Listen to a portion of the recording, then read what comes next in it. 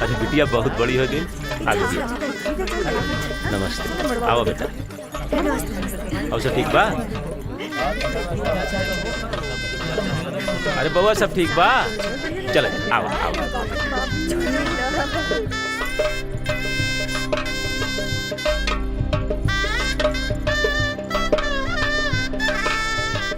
हो गईल की ना, बारात पहुँचे वाला बा। नंदुआ बतावत रहे कि बाराती खूब सज धज के आइल बाड़न जा, बहुते कार जीप लेके। हाँ अच्छा। हाँ।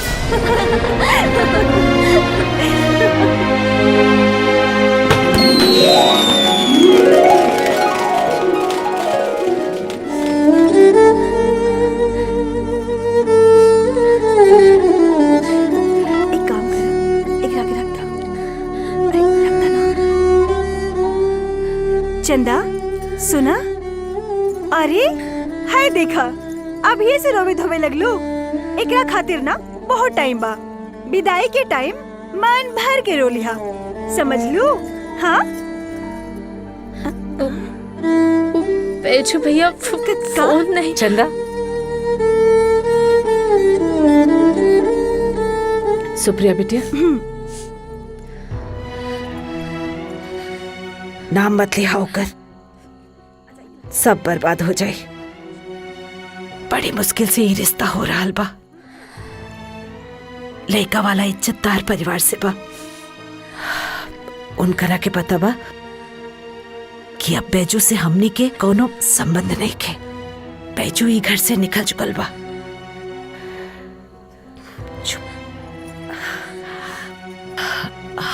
अब अपन सकल सुधारा, बारात आ गइल बा। जल्दी करा तू सब। एकरा के रखता ना।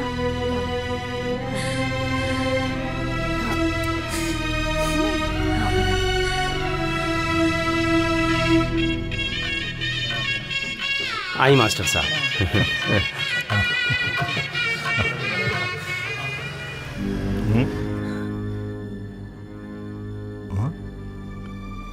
हाँ। किशन जी, रवा मालूम बाटे ना कि ई ब्याह कौना शर्त पे तय भइल रहे? रवा हमरा से झूठ बोलनिया।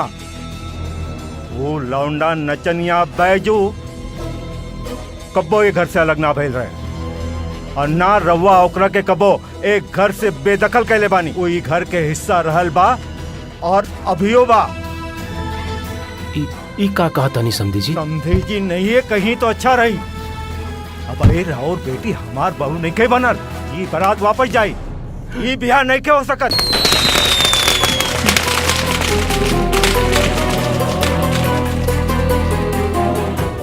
बाबूजी का भाई रुआ ऐसन करब? बाबूजी देखिए कुल ठीक नहीं है। हमने के अपन घर खातिर बहुत चाहत रही ना, और अगर ई बिया ना भइल तो हमने की इज्जत बर्बाद हो जाई। अरे अगर ये ब्याह हो गई तो हमारी इज्जत नीलाम हो जाए। तो चुपचाप जाके गाड़ी में बैठा। ये ब्याह ना हुई, ये हमारा आखिरी फैसला बा। मास्टर हम बर्बाद हो जाए मास्टर साहब। हम समाज में का मुंह दिखाई? हम विश्वास करी रहो हमनी के। हम कहता नहीं ना तक केहू से पूछ ली। बैजू कई महीना से यहाँ नहीं खे रहा। हाँ, ओकरा संग हमार कोनो रिश्ता भी नहीं खे। हाँ, विश्वास करी हमनी के। तो फिर ऊ के बा जे राउर घर में राउर बेटी संगे मौजूद बा? हाँ के भाऊ?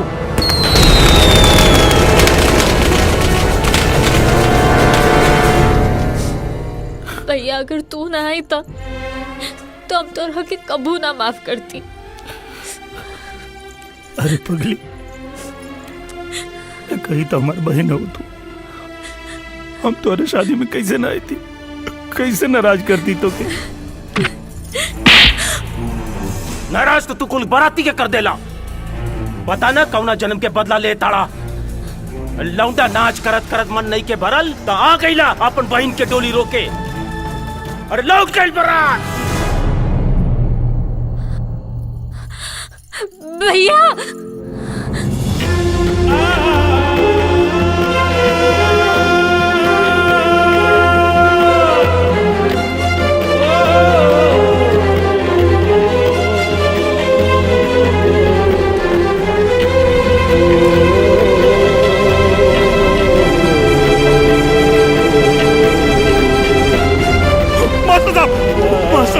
मास्टर साहब रुक मास्टर साहब रुक जाए मास्टर साहब गाड़ी रोका। मास्टर साहब ऐसा मत करी मास्टर साहब। हमरे बहन के का गलती बा मास्टर साहब, हमरे माई बाबूजी की का गलती है। आप सोच चक्कर दरवाजे से बारात लौट जाए, वो लड़की के काल हुई, गलती हमारे मास्टर साहब। जोन सजा देवे के बाद हम के दी मास्टर साहब, हमरे बहन के ना मास्टर साहब। अरे हम तो एक घर से बेघर हो चुकल बानी और वो हमके कसम दे दे कि भैया एक बार मिले आजा, तब चोरी से उसे मिले आगे नहीं मास्टर साहब। हम आपसे वादा करे था कि हम बहुत दूर चल जाए और लौट के कभी भी हम यहाँ ना आए मास्टर साहब। हमरे बहन के कोनो कसूर ना मास्टर साहब, ओके माफ कर दी, गरीब प्रणाम करी मास्टर साहब और बारात वापस ले चले। हम आपके आगे हाथ जोड़े तारी मास्टर साहब। चलो मास्टर साहब।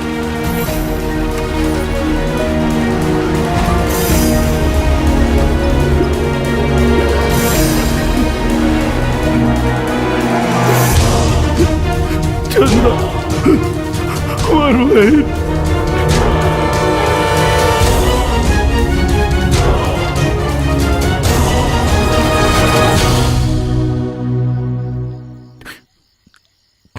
ए बैजू, जौन होवे के रहे हो गई, ऊपर वाला के कुछ और मर्जी हुई। तू मजबूत इंसान बड़ा, फाइटर बड़ा, ऐसे रोवल ठीक नहीं खे। आपके कलाकार नहीं के रोवत महाराज।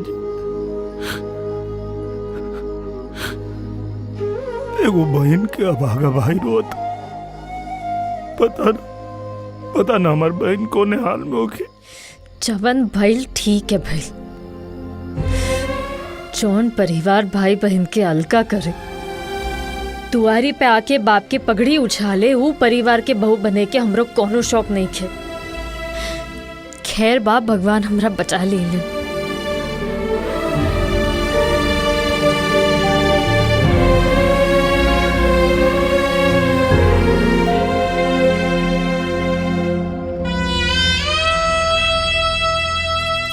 बाबूजी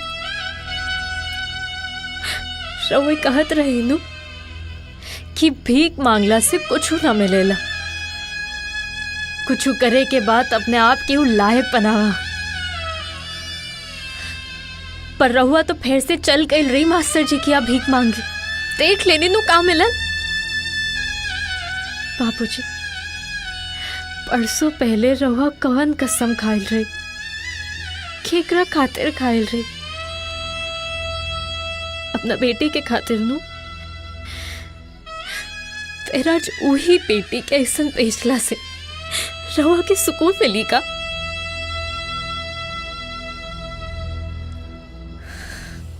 बैजू भैया ये घर के सदस्य रहलन और रही है। जेकरा हमरा अपनावे के बा हमरा अपनाई, यही रूप में जैसन हम बानी। हमरे बदले के जरूरत नहीं है।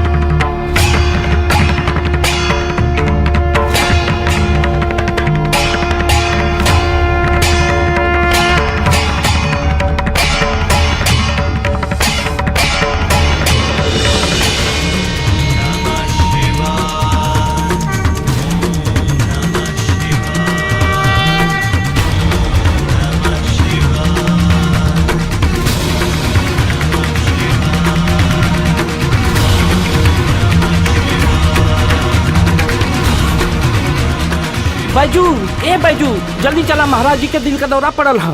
का? महाराज जी के दिल का दौरा पड़ल बा।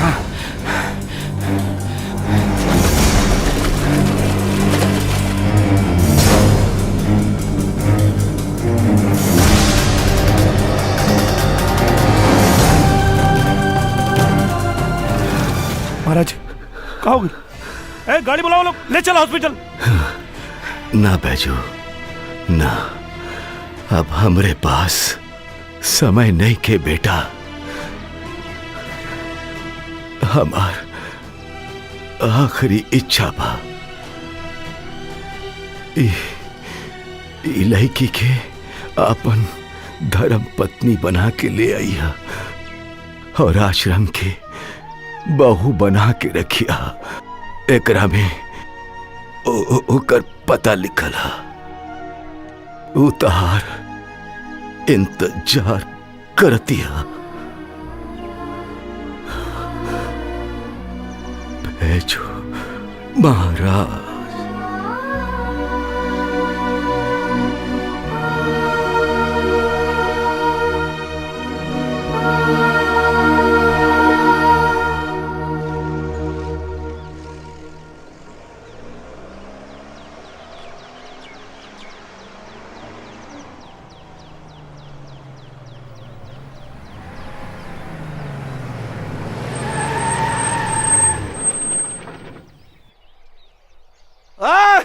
निकल रे बजुआ रे, चल बाहर निकल। अब इन्हें आने का रे, तू तो हमार निमंत्रण ठुकरा दे ले। कम से कम अपन ब्याह के निमंत्रण तो हमरा के भिजवा देता। का रे, का लगल तहरा के? का तहार ब्याह में हम आ जाती तो तहार मौगी के छीन लेती तहरा से? हैं भैया जी, कम से कम आज तक हमारी इज्जत के ख्याल करी। हम तो तहार इज्जत बढ़ावे खातिर आयल बानी। चला कोनो बात ना, अब तू ब्याह करिए लेला, तनी कनिया के हम मुंह दिखाए कर ले। भैया जी ऐसे कहा यहाँ सड़क पे करता नहीं, हमरा बारे में ना तो कम से कम तनी ओकरा बारे में तो सोची। उ का सोची? तो ठीक बा ना, जाके ओकरे से पूछ लेता नहीं कि का सोची। हैं तनी कनिया के मुंह दिखाई कर लेता नहीं।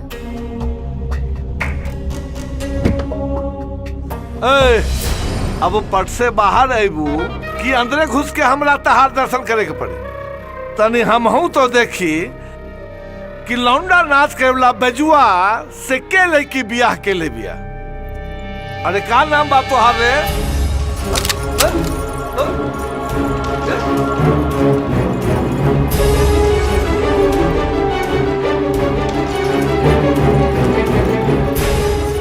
झुमरी, झुमरी नाम बा हमार। हम ब्याह कइले बानी, लकर ल मुंह दिखाए के रस्म पूरा। बहुते शौक रहे ना हमार दर्शन करे के। हटा बंदूक, अरे हटा ना। तहरा मालूम नहीं खे कि तहरा सामने भैया जी खड़ा बालन, कोई मामूली गांव वाला ना। ना तो ई बंदूक हटी ना हम। जिंदगी से प्यार होके तो अपन चमचन के साथ निकल जाए यहाँ से। तू टके की लड़की, तू भैया जी से मुंह लगावती है। खबरदार, अगर हमरे मेहरारू के बारे में एक शब्द भी गलत बोल रहा था ना, निकला यहां से।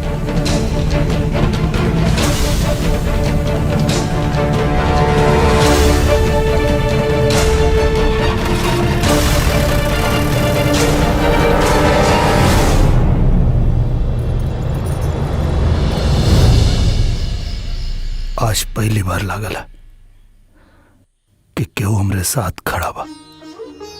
आज पहली बार एहसास भइला कि हम मर दे लौंडा नाच करत करत।